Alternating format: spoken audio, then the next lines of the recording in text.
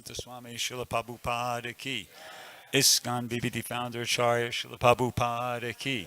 Jayam Vishnupad Paramahansa Padavajagacharya Stotara Satashi Shrimad Divine Grace Bhakti Siddhanta Saraswati Goswami Maharaj ki. Ananta Gaudi Vaishnavinda ki.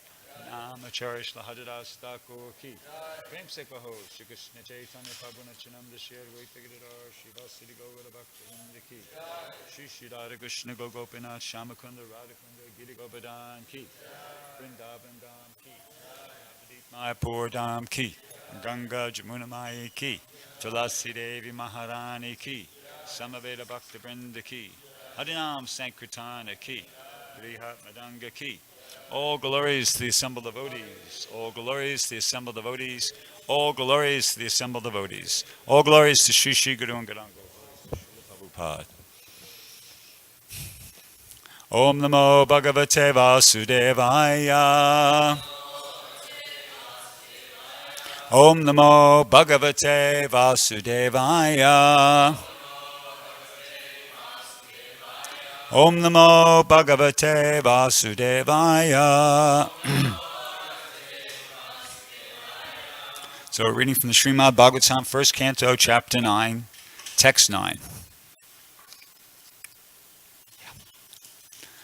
Tan Sametan Maha Bhagan Upalabdhya Vasutama Pujayam Asha Dharma Gyo Desha Kala Vibhagavit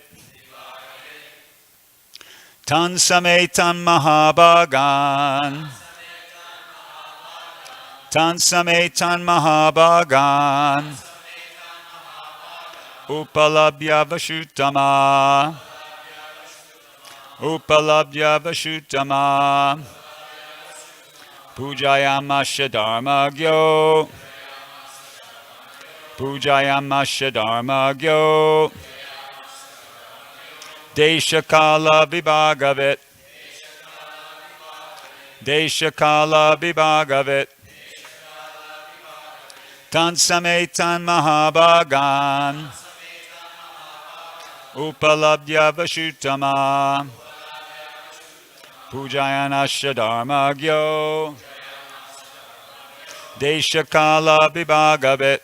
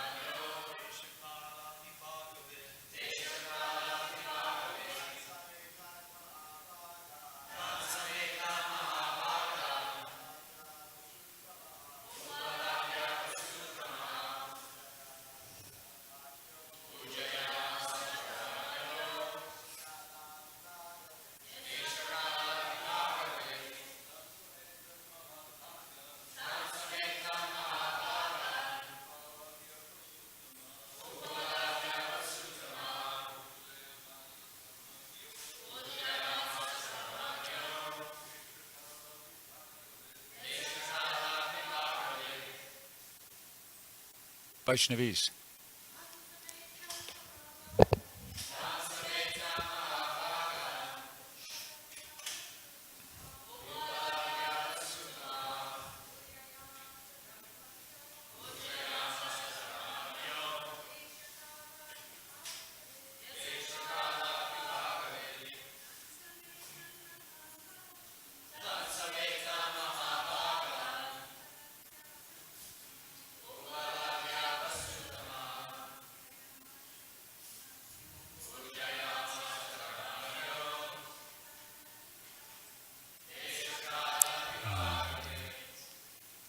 Okay.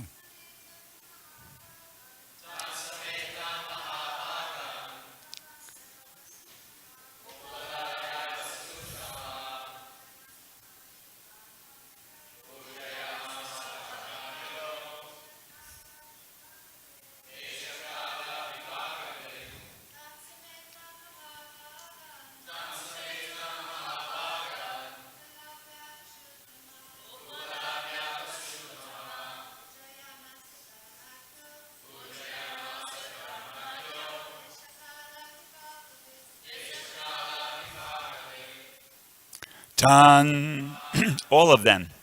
Sametan, assembled together. Mahabhagan, all greatly powerful. Ubalabdya, having received. Vasu Uttama, the best among the Vasus, Bhishmadev. Bhishmadev, yeah. Pujayam Asha, welcomed. Dharmagya, one who knows religious principles. Desha, place. Kala, time. Vivagavit, one who knows the adjustment of place and time. Translation and purport by His Divine Grace A.C. Bhaktivedanta Swami Srila Prabhupada. Bhishmadev, who was the best among the 8 Vasus, received and welcomed all the great and powerful rishis who were assembled there, for he knew perfectly all the religious principles according to time and place. Purport. Expert religionists know perfectly well how to adjust religious principles in terms of time and place. All the great acharyas or religious preachers or reformers of the world executed their mission by adjustment of religious principles in terms of time and place. There are different climates and situations in different parts of the world, and if one has to discharge his duties to preach the message of the Lord, he must be expert in adjusting things in terms of the time and place. Bhishmadev was one of the 12 great authorities in preaching this cult of devotional service, and therefore he could receive and welcome all powerful sages assembled there at his deathbed from all parts of the universe. He was certainly unable at that time to welcome and receive them physically because he was neither at his home nor in a normal healthy condition. But he was quite fit by the activities of his sound mind, and therefore he could utter sweet words with hearty expressions. All of them were well received. One can perform one's duty by physical work, by mind, and by words, and he knew well how to utilize them in the proper place, and therefore there was no difficulty for him to receive them, although physically unfit. Om Ganatimirandasya Jananjana Shalakaya Chakshurana Militam Yena Tasmai Shri Gurave Namaha Shri Chaitanya Manopishtam Stapitam Yena Bhutale Swayam Upagadamayam Dadati Swapadantikam. So I'd like to start by thanking the temple authorities for allowing me the opportunity to give the Srimad Bhagavatam class. I'd like to thank all the people who are listening on the internet. And I'd like to particularly thank the devotees who are physically present, honoring me by their presence. I understand that it's not like you're here specifically because I'm giving the class. You know, most of you are here because you understand it's your duty to attend the Srimad Bhagavatam class. But at the same time, thank you for not deciding to not come, or deciding not to come just because I was giving the class. Thank you for being here. I appreciate it. I recognize it. I appreciate it. Thank you. And I hope I could say something worthwhile that will encourage people, the devotees who have come to the class physically and are listening on the internet in their devotional service. That being, of course, the point of the Srimad Bhagavatam class every morning. So, without further ado. So, this is an amazing purport, as usual. Another amazing purport by Srila Prabhupada. And he's making this point. There's basically 2 points here in this purport. The first point is about how the Acharya has the authority to adjust things according to time, place, and circumstance. And the second point is, Prabhupada just like shifts in midstream here, halfway through the purport, and he's talking about how the Acharya is transcendental to material circumstances. And he uses, of course, the example of Bhishmadev, how he's in such an adverse condition there, lying on a bed of arrows. Who could be more uncomfortable than somebody who's lying on a bed of arrows? Yet Bhishmadev, despite the fact that he was totally out of his comfort zone, was able to greet and respond properly all the great personalities who came to see him on this particular occasion. So we'll try to talk about both those 2 points. On the first point about how the Acharya has the authority to adjust religious principles in terms of time and place. So the first point that should be made probably is that the Acharya is the representative of the Supreme Personality of Godhead. Acharya mam vajaniyam yava manyeta karichit. How's it go? Nope. Navameta karichit. Sarvamaya degri. Wait. Let's start from the beginning. Acharya mam vajaniyam yava manyeta karichit. Nabuddha. Namarcha Buddha suyeta sarva devamayogur. Yeah. So the Acharya is to be, it's in the, at least we receive it in the Chaitanya Charitamrita. The Acharya is meant to be accepted as my very self. This is Krishna speaking. And he's never to be disrespected. That's the point that's being made there. And he's the sum total of all the demigods. So, just to give an idea, the Acharya is the representative of Krishna. He has the full authority of Krishna. So he could make these types of adjustments. Some classic examples of Acharyas making adjustments that we receive from Prabhupada. Sankaracharya would be an example. Sankaracharya was actually a qualitative incarnation of Lord Shiva. And he was actually instructed by, I'm not sure if it's Lord Shiva, he was instructed to do what he did. But prior to that, Buddha, who is more than just an Acharya, Lord Buddha is, Lord, a Shaktravesha avatar, but, he did the same thing. He could see, Lord Buddha was able to see that the people were using the Vedic injunctions for performing sacrifices just so they could, offer animals in sacrifice and then eat the meat, eat their flesh. And he realized this was cheating, and he could see what was going on. So he decried the Vedas. Lord Buddha decried the Vedas. Now, ordinarily, if somebody decries the scriptures, what are they called? I mean, they're a heretic. But Lord Buddha was not, just the opposite end of the spectrum. Lord Buddha is a Shaktravesha avatar. So in other words, he's God himself. I mean, a Shaktravesha avatar. But the idea is that these great, great personalities, the Krishna's avatars and the Acharya, who is at least spiritually has the same status, same authority, they can do like this. They have the full authority of Krishna. So, of course, one probably the greatest modern day example of this is, of course, our very own Srila Prabhupada, who was an Acharya, and he did this on many, many occasions. And one of those occasions that I could use as an example just happened yesterday. Okay, just yesterday. Yesterday we observed Snan Yatra, the bathing ceremony for Lord Jagannath, and we bathed Jagannath, Baldev, Subhadra, and they became ill. And just for the information of those of us who are a little bit diet, it's not because they have too much sugar in their diet and their immune systems are compromised, and therefore it's a pastime. Lord Jagannath, Baldev, Subhadra get ill like this after their bathing ceremony, so that to give the devotees an opportunity to render some more intimate service, to focus on them even more leading into the Rath Yatra, which is another, of course, pastime.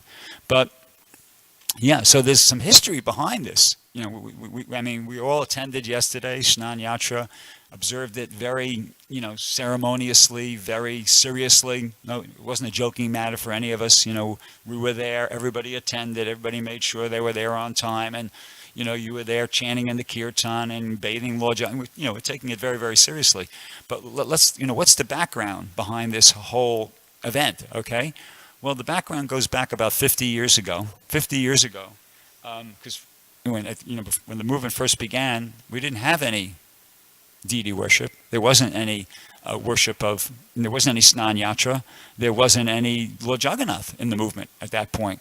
The story goes something like this, how Lord Jagannath, Baladev, and Subhadra came to be in the movement was, it happened in quite an interesting way. One could, superficially, it almost seemed like a coincidental way, but I doubt that. But anyway, the story goes like this, that in 1967, here on the West Coast, up in San Francisco, Malati Devi Dasi was Shamasundar's wife at that time, and she was just shopping one day. She wasn't even shopping. She was just browsing because she didn't even have any money on her, she says. She admits. She was in a store called Cost Plus Imports. And it was kind of like not one level up from a thrift shop, you could say. It was just a very economical sort of a store where you could get a lot of things imported from Mexico and other countries like that, very inexpensively.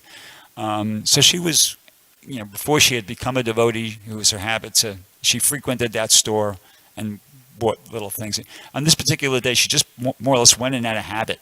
She didn't have any money, okay? She was just browsing around. And then at some point, she reminded herself, well, what am I doing in here? I'm a devotee now. I don't even have any money. I'm not shopping for anything. I don't even have any money. Let me get out of here. So she just started walking out of the store. As she's walking out of the store, she saw 3 barrels, And in those barrels were figurines. The barrels were full with figurines, little figurines about so big. 3 different ones, okay? So she looked at the 3 different barrels, and she picked up one figurine which she was most attracted to, and she looked at it, and she thought, what is this? A little figurine. It looks like, it's not a person, but it has a face, it has eyes, anyway, whatever it is. So she just took it. She admits it. She just put it in her bag, and she walked out. Okay. When she got home back to her apartment, she was living with Shamasundar. They didn't have much furniture or anything like that. She was saying they used to sleep on the floor, but they did have some how would you say it? Some enclosed shelves. Some shelves that were kind of built into the wall. So she took it out and she put it up on the shelf, and that's where it was for a certain period of time. She doesn't remember how long. Anyway, after some time, Shamasundar decided, he asked about it, he inquired about it, and she said, well, I got it in this store. And he said, well, why? He said, well, it said on the bottom, it said on the, and she was, even in the store, she said she was reflecting like that. She said, it said on the bottom of the figurine that made in India. So she, when she was in the store, she was thinking, made in India. Well, Swamiji's from India. I mean, the Mahamantra's from India. Halava, chapatis, everything's from India, so maybe because this is from India, maybe it has some significance, I'll take it. So that was the thinking. So she told that to Shamasundar, and he said, okay. And Shamasundar was, I listened to their, kind of memories and describing this. So he was thinking, good, I'll use this as an opportunity to get, get some association with Prabhupada. I'll take it to him and show it to him, and I'll be able to kind of spend something like that. So he took it and he decided to take it and show it to Prabhupada. So one day, him and Mukunda Maharaj, they went up to Prabhupada's room with the little figure, and they showed it to Prabhupada, and they held it out. Prabhupada, we brought this, for you to have a look at. And Prabhupada, as soon as he saw it, he grabbed it out of their hands, and he took it, he put it on top of his footlocker. He had a metal footlocker, a little metal suitcase that he used as a desk, and among other things, kept his stuff there, and that was his desk. So he put it on top of the footlocker, and he paid obeisances. And then they were kind of like, what? They were surprised. And then when he, why is Prabhupada paying obeisances to this little figure? So when Prabhupada came up, he said, where did you get this? Shamasundar. And Shamasundar said, well, Malati got it. And he said, bring her. So Malati was down in the kitchen cooking, and so they sent the brahmachari down to get her, and she came up there, and Prabhupada said, where did you get this? And she said, in the store, Prabhupada. And he said, was there more? And she said, oh yeah, lots more. There was, he said, no, 2, different. And that's how, she remembers exactly how Prabhupada said it. No, 2, different, very serious, And she said, well, she thought about it for a second. She said, well, yeah, because she remembered there's 3 barrels, and each barrel was filled with One barrel is filled with Jagannath, one barrel is filled with Subhadras, and the other barrel is filled with Balarams. So she said, yeah. And he said, bring them. So she went. I don't know if she stole the next two or she paid for them. But she brought them back. Oh, but before that, while there were all three of them up there, Prabhupada said, this is Jagannath. This is Krishna. This is God. That's how she related it. And then Prabhupada proceeded to narrate the story of how, the whole pastime of Jagannath, King Indradumna, and how he commissioned the sculptor to make the deity, etc. Prabhupada told them the story. And they were kind of like, wow, And so anyway, so Malati came back with Jagannath, Baladev and Subhadra. And Prabhupada then started deity worship. That was the beginning of deity worship in ISKCON. Prabhupada instructed them from this point onwards. Up till that point, when they cooked the boga, they would just, while it was still in the pot, they would say the prayers. They'd have a picture. There were no deities in ISKCON. She actually made the point, to speak of no deities in ISKCON, we didn't even know what deities were. None of us had been to India. We didn't even know what a deity was. And Prabhupada didn't talk about it. Maybe in a story when he told the story of Sakshi Gopal or something like that. But generally speaking, no, it just wasn't part of the culture at that point.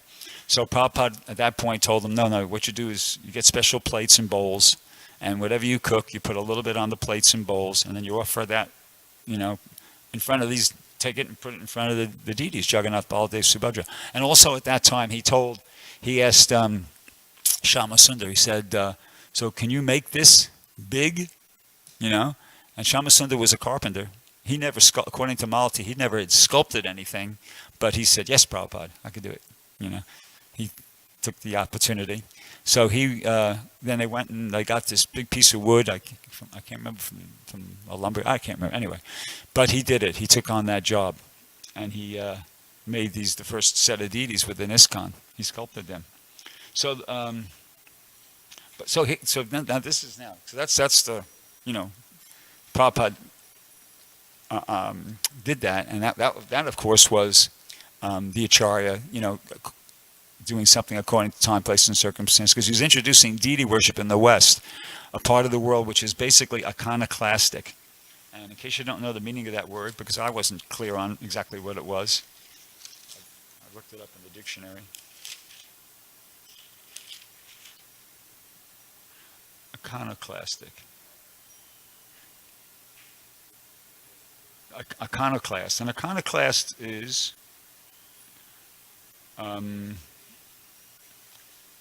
well, I didn't write the definition down, but it's the destruction of idols and images as icons of veneration. So Western culture, particularly the United States, Europe, is basically iconoclastic. They consider it idol worship. Deity worship is idol worship. So that was a radical thing right there that Prabhupada was, but it goes way beyond that. And that he was, introducing that. But here's the point: that imagine this, okay? That if when Shama Sundar showed that little figure to Prabhupada, if instead of taking it out of his hand, putting it on the footlocker and paying his obeisances, Prabhupada just went, oh, yeah, it's just some figure. Don't worry, no importance like that. That would have been it. That would have been it. We wouldn't have said, they wouldn't have argued with him. No, but Prabhupada, this is Jagannath. That would have been it. It's the Acharya, the words of the Acharya are so powerful that it made the difference between, the devotees then and throughout now for the rest of the life of ISKCON, worshiping Jagannath, Baladev, Subhadra, and worshiping deities. That was the beginning of deity worship in ISKCON, and just not bothering with that at all whatsoever. If Prabhupada just would have said, not important, that would have been the end of it. So just see the power of the words of the Acharya. That, it's as I said, we're accepting, same authority you'd give to Krishna's words, basically. Based upon that Prabhupada say so, we all began in a very serious way worshiping Jagannath, Baladev, and Subhadra in their deity form as the Supreme Personality of Godhead.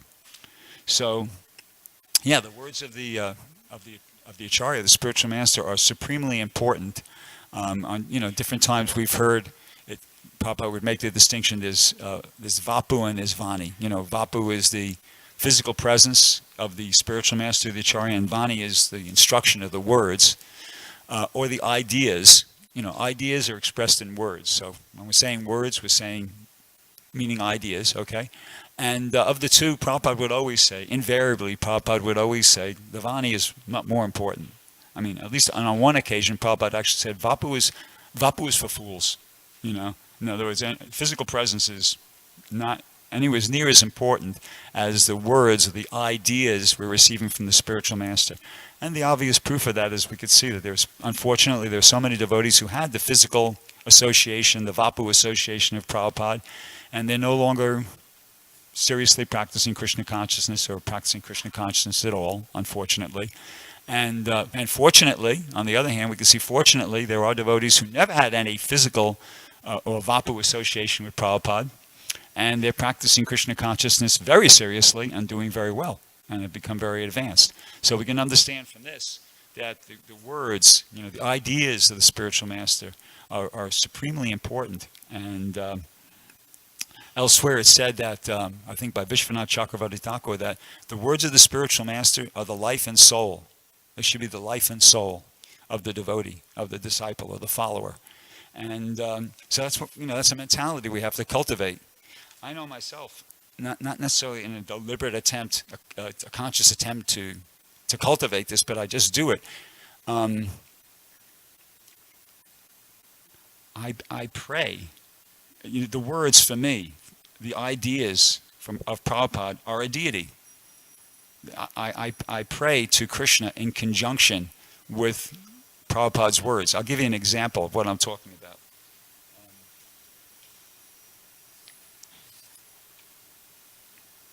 In the third canto of the Srimad Bhagavatam, chapter 9, text 25, there's a very nice verse. Actually, I'll show off a little bit. I know the Sanskrit. So savadabra karuno bhagavan vividha prema smritena nayanam buruham vrjimbam utaya vishva vijayaya chano vishadam madhyagira paraniyatat purusha parana. I don't know the translation, but that's a prayer that probably to this day, I don't know if they do it in this temple, but I learned that because when we woke up the deities, that was the prayer we chanted when you first you go in, you ring the bell, you turn on the light, and you say that prayer. So I used to do that at one point, so I learned that verse. But the translation is, the Lord, who is supreme and is the oldest of all, is unlimitedly merciful.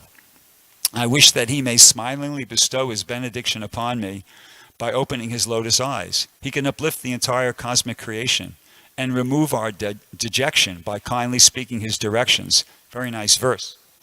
Very meaningful verse. And the purport is really, actually I didn't know that. I knew the verse, but then I didn't realize it had such an amazing purport until recently. But the purport Prabhupada says, the Lord is ever increasingly merciful upon the fallen souls of this material world. So this is like nectar to the devotee's ears, at least to my ears. The Lord is ever increasingly merciful, not just merciful, not just increasingly merciful. Maybe you might increase it just for some time. No, ever increasingly merciful upon the fallen souls of this material world. The whole cosmic manifestation is a chance for all to improve themselves in devotional service to the Lord, and everyone is meant for that purpose. So, on this point of how the words of the spiritual are worshipful, I said I'm using them to pray to Krishna. How I use this is, okay, so, when you hear something, the words of the spiritual master have absolute spiritual authority. So when I read that, it's uplifting. I think to myself, okay, I'm accepting, my whole life is based upon what Prabhupada's saying. So Prabhupada's saying here that the Lord is ever increasingly merciful upon the fallen souls. So I just think to myself, well, I'm a fallen soul. So there's hope. There's hope even for me, because it's saying that, Prabhupada's saying, which means it's true, that the Lord is ever increasingly merciful upon the fallen souls. So that means even there's hope for me. Because why? Because as fallen as I might be, Krishna is more merciful than I can be fallen. As fallen as I could be, Krishna could be more, he's ever increasingly merciful. In other words, whatever amount of mercy it takes to deliver the fallen souls, Krishna will come up with that. And then Prabhupada goes on and says, the whole cosmic manifestation is a chance for all to improve themselves in devotional service to the Lord. So, I read that sentence and I think, okay, well, great, that's exactly what I want to do. There's all sorts of other attractions. I won't call them desires because I don't really identify with them, but there's so many other things my mind can become attracted to at one point in time or another. But really, all I really want to do, in terms of what's coming from my intelligence, is improve myself in devotional service. And Prabhupada says, and everyone is meant for that purpose. See, so when I read something like that, it's encouraging. It's the life and soul. For me, that's what I'm understanding. That's my understanding of life and soul. This is my life and soul. This idea, this hope, and this information that I'm receiving from Prabhupada, which I'm accepting as this is the truth, and I'm taking shelter of it, and I'm basing my life on it, and I'm praying, okay, I read that and I pray, Krishna, okay, please help me improve myself. Just help me improve myself. It says here, that's what is the purpose of my life. And that's what I want to do. It says you're ever increasingly merciful to the conditioned souls. So we got a deal here, No, please help, And I feel like, okay, there's some hope here. So that's how important the words of the spiritual master. They're the life and soul. They're the life and soul of the devotee. And now, so once again, the purport is talking about how the spiritual master or the acharya has the authority to adjust things according to time, place, and circumstance. And and we could see how Prabhupada's done that in so many different in ways. Just to mention a few examples. Initially, Prabhupada asked the devotees to chant 64 rounds. And everybody knows the story, so I'm going to just cut right to the... And, I think it was Mukunda Maharaj, he said, well, Prabhupada, I can't chant 64 rounds. He said, well, 32. And he's Prabhupada, not 30. Well, 16, but no less. Now, that was an adjustment. Because, in the Gaudiya Math, they were chanting, the instruction was 100,000, one lakh of names, approximately 64 rounds. And there was actually, I read a letter where Bhakti Siddhanta wrote to his disciples, and where he clearly stated that if one doesn't chant a lakh of rounds, he's an animal.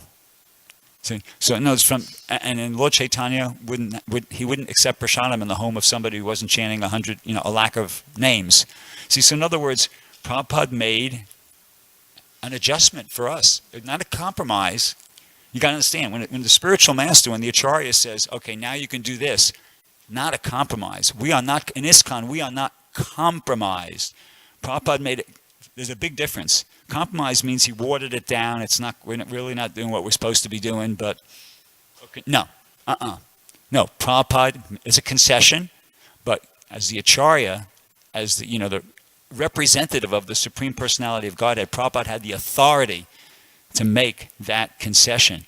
And therefore, our chanting of 16 rounds in ISKCON, and then doing other services like that, that's as good as a member of the, a follower of Bhakti Siddhanta, a member of the Gaudiya Math, chanting a lakh of rounds. Why? Because we receive that from the acharya, the empowered representative of Krishna. Another example is women living in the temple. Unheard of, right? Is it correct? It's unheard of. Prabhupada introduced that. Why? Well, I'm going to get that in a second. Fasting days, in the Gaudiya Math, Bhaktisiddhanta himself, he observed Nirjal fasting on all the Vishnu Tattva appearance days, including Radharani, and et cetera, et cetera. So very strict, very strict. Prabhupada made, different arrangements, different concessions, because he knew Westerners are not accustomed to these kinds of austerities. It might just blow them out. I'm trying to attract people to Krishna consciousness, not scare them away. So, he did those things. But, and he had the authority to do it. And by following what Prabhupada gave us, we're perfectly situated. Now the question comes up, well, why? What's the motive behind doing that? The motive of the acharya for doing that, Prabhupada and other great acharyas, is just, one, to execute the mission, as mentioned here in the purport, All the great acharyas or religious preachers or reformers of the world executed their mission by adjustment of religious principles in terms of there are different climates and situations in different parts of the world, and here it is. And if one has to discharge his duties to preach the message of the Lord, he must be expert in adjusting things in terms of. So he's trying to preach the message, and discharge his duties to preach the message of the Lord. And so that's it. Sense of duty and also compassion. Prabhupada was doing it for us. Prabhupada was doing it to help us. It wasn't to make it easy for himself. He was doing it because he could see we needed that. And so Prabhupada did that, and he did it. And then now to tie it in with the second point in the purport about how the Acharya is transcendental to the the mundane considerations, the comfort zone, just like Bhishmadev. Bhishmadev, he was not in his comfort zone. He wasn't at home. He wasn't in good health, and yet he was reciprocating with all the exalted personalities that came. So in the same way, Prabhupada, he acted as the Acharya, making these incredible adjustments to the principles of, to the details of devotional service, maintaining the principles, right, while not for convenience, not out of his convenience, but out of compassion, out of a sense of duty, and out of compassion for those who he's coming to preach to, while simultaneously tolerating great physical and mental difficulty for himself. Who starts a movement after having 2 heart attacks? Who tries to, what person, name a person, okay, who over 70 years old has 2 heart attacks and starts a major business or something? Nobody does that. Nobody does that. If you're 70 years old and you have 2 heart attacks, then all your friends say to you, they'll tell you, they'll say, hey, so-and-so, hey, okay, now take it easy. Look after your health, look after yourself. Make sure you get plenty of sleep and watch your diet, get some exercise, Nobody would say, okay, now go someplace you've never been before, you don't know anybody, you don't know the customs, you don't have any money, you don't have nothing, and start up a spiritual movement from scratch. Nobody does that. Prabhupada did it. I mean, it's amazing just to think about that. And Prabhupada, and that wasn't even the beginning. Prabhupada basically performed tapasya from more or less from the time he met his spiritual master, and he got that instruction. Okay, you're an educated young man. Go. At that point, he made the decision. Okay, I'm going to do this, and then it took him some time to get to where he had to actually physically go and do it. But that's Prabhupada. It's amazing what Prabhupada did. He made all these adjustments for our benefit. Experiencing great personal difficulty in the process of doing that. Towards the end of Prabhupada's life, Prabhupada knew that he was, there was different occasions when devotees, one comes to my mind in particular. Prabhupada was in New York, in the what he called the skyscraper temple, and he was in the elevator, and he was scheduled to go to onto Iran, I believe it was, or anyway, the devotee, he was sick. He wasn't well. It was 1976, late 76, and devotees were encouraging Prabhupada. Prabhupada, you know what? Just stay here. No need to. Just stay, relax. We got your quarters all set up upstairs, and everything's nice and comfortable. So just stay here for a while and just relax, recuperate, and until you wait till you feel a little bit better and strong. And Prabhupada, no. He got upset. I can't remember what exactly said, but he just something to the effect of, just give me the what? Yeah, please give me the privilege. Don't deny me the privilege of fighting on the battlefield, for Krishna like Arjuna did. The devotees just, okay. They understood Prabhupada's mood. Prabhupada was not, he wasn't thinking of like, okay, he wasn't thinking about his body first. He was thinking about his mission, you see. And basically, he was hanging around he hung around as long as he did. He could have left. But he like by willpower, just sheer willpower, Prabhupada stayed alive for extra months, just to give us more association, to give us more encouragement, to help us become stronger, to help, to make sure the movement would continue on like that. So that was, the amazing quality of Srila Prabhupada, who is like, the Acharya personified. I mean, he made the adjustments, like Bhishma, he's referring to in the verse here, and like Bhishmadev, he did, what Prabhupada did was, I think, equally as difficult as what Bhishmadev did. Bhishmadev was lying there in a bed of arrows. At the beginning of the class, I asked, what could be more difficult? What could be more uncomfortable than that? It was actually a rhetorical question when I said it at the beginning of the class, but now I'm answering my own rhetorical question. What Prabhupada did probably was equally as difficult, if not more difficult, than even what Bhishmadev did. I mean, it was very difficult. Prabhupada was not comfortable, for months on end. Everybody knows the details. I'm not going to, it's already kind of a little overtime, but it's an amazing thing. So we have a great debt to Prabhupada, of course, and Prabhupada said he wrote a letter to, some devotees they're writing a Vyas Puja homage, and they said, Prabhupada, how can we repay you as part of it? And Prabhupada, generally, it was my point that Prabhupada never replied to Vyas Puja homages, but he did this particular one. It was written by, I think, Ramaswar on behalf of the LA Temple. And Prabhupada said, if you really want to repay me, just preach very vigorously, like I'm doing. Prabhupada said, that's the way you can repay me. So I guess I had a few more things I could throw in there, but I'll stop there because it's overtime. Does anybody have any questions or comments before I tell you? Yes, Hare Krishna. Let me bring you the microphone. We're on a microphone there. Hang on, it's coming.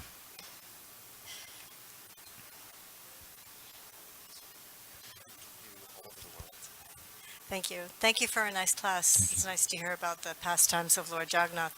Just a quick note that Lord Buddha is not louder, please. Is not a Shaktivesh avatar, but one of the 10 incarnations.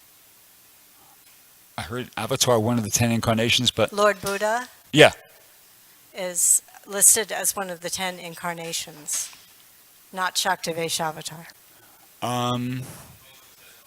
That's controversial, isn't it? Said both? Prabhupada said both. So we don't want to get into that here, but Prabhupada said both. So we could talk about that after. Take it outside. We could take that outside. Anybody else have any questions? Yeah, Neelama, Madhavmotra.